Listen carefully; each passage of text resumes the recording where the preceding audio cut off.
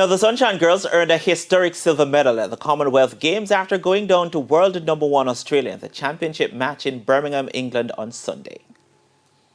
The last trip to England for a major championship in 2019 ended in a massive disappointment, player unrest and coaching casualties for the Sunshine Girls. But after battling criticisms, enduring a pandemic and adjusting to a new coach, the Jamaican women dressed in gold celebrated a historic silver medal after losing 51-55 to Australia. The Sunshine Girls, who had beaten the world number one in their group game on Thursday, were never outplayed despite losing the first quarter 12-14.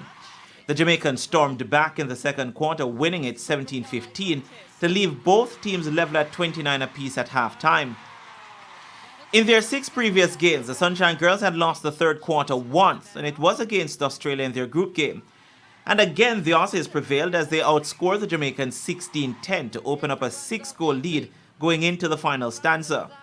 On Thursday, the Sunshine Girls had outscored their more fancied opponents 17-9 in the fourth quarter, and a performance similar to that would have given the Jamaicans a first ever gold.